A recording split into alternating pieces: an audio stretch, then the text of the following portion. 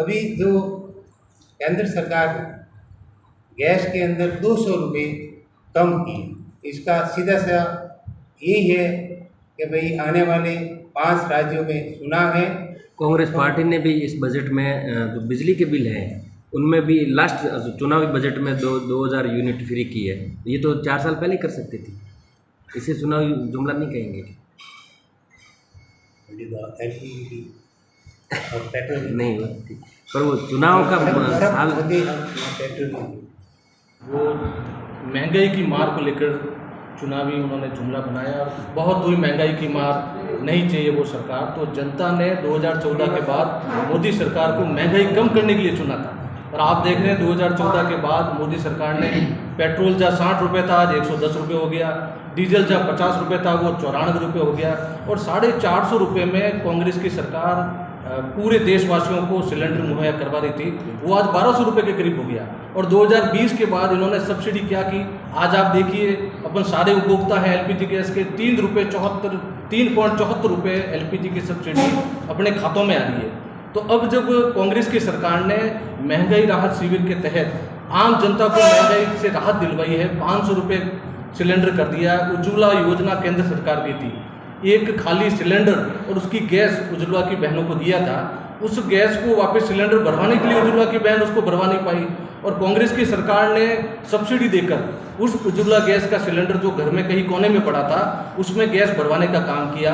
आगे 5 राज्यों के चुनाव आ रहे हैं, लोकसभा के चुनाव आ रहे हैं, मोदी सरकार महंगाई को पूरी तरह विफल रही है, महंगाई को वो काबू नहीं कर पाई है और जनता में उनका जनादेश गलत गया है।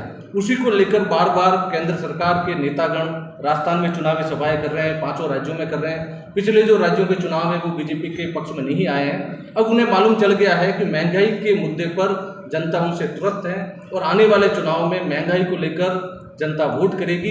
अब जाकर उन्होंने 200 रुपये जो गैस सिलेंडर कम किए। हालांकि महंगाई से जो भी राहत जो सरकारें देती है उसका हम स्वागत करते हैं, लेकिन 200 रुपये कम करना एक ऊँट के मुंह में जीरे के समान है। अगर उन्हें कम करना है तो सिलेंडर को आप 450 रुपये कीजिए, पेट्रोल 110 रुपये है उसको आप 60 रुपये के करीब लाइए। करोड़ों रुपये का रेवेन्यू केंद्र सरकार पेट्रोल, गैस और डीजल से प्राप्त करती है।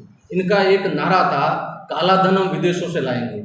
ये काला धन तो विदेशों से नहीं ले पाए, लेकिन जो आम टैक्स पेयर है उपभोक्ता, उनका जो सफ़ेद धन था वो हमने टैक्स के रूप में केंद्र सरकार को दिया, और इस सफ़ेद धन को उन्होंने ऋण के रूप में बड़े बड़े उद्योगपतियों को दे दिया, और वो जनता का सफ़ेद धन लेकर विदेशों से बाहर चले गए। काला धन तो लाने की दूर की बात है, सफ़ेद धन चोरी करके जो नीरव मोदी, मेहुल चौकसी लेके गए उनको ये वापस नहीं ला। कांग्रेस सरकार यहाँ वेट ज़्यादा ले रही है पेट्रोल डीजल पे।